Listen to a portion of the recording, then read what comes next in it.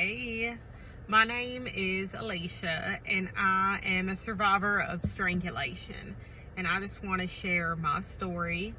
One statistic that you really want to be aware of is if you're in a relationship with somebody or you're a child of someone that is abusive and they strangle you, your chances of dying go up rapidly. So if somebody has ever put their hands on your throat, remember, it's not choking. Choking is if you swallow a grape wrong and it's stuck in your throat. That's choking. Strangulation is somebody putting their hands on your throat. When I was 15, my father put his hand on my throat. I remember it was May, and he gripped my throat really hard. He was mad at me because outside in the gravel there was like maybe a bottle cap and some sticks, and he wanted the gravel flawless.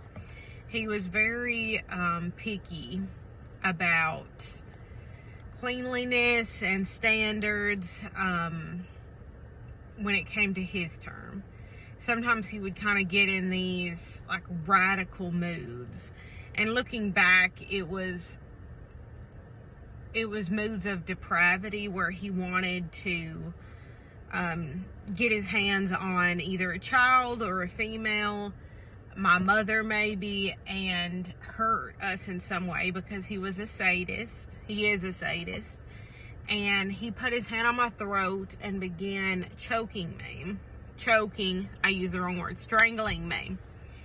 And I remember looking up at him and looking into his eyes, and he grinned at me. And I put my hand up on his arm. I said, "Daddy, please." And he hollered, he said, "Put your hand down." And I put my hand down. And I remember him grinning and kind of loosening like his arm, and I felt something poking me, and I realized it was his erection. And so he threw me to the ground, and I began like frantically trying to see through my tears and pick up the bottle cap or the wood or whatever it may be. And I feel him grab me again, and he grabs me by my throat and does it again, and throws me to the ground. But I remember while I was in his arms, almost being picked up off the ground, I was standing on my tippy toes because he raised and raised up.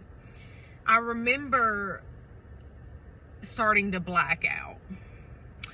And when all of that was said and done and I went in my room, I remember like looking down and there was urine all over my pants because he had strangled me to the point that I lost control of my bladder.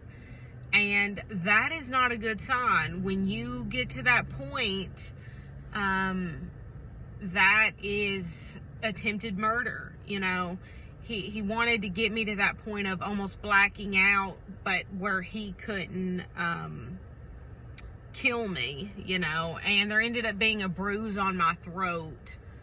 And that was probably one of the worst days of my life.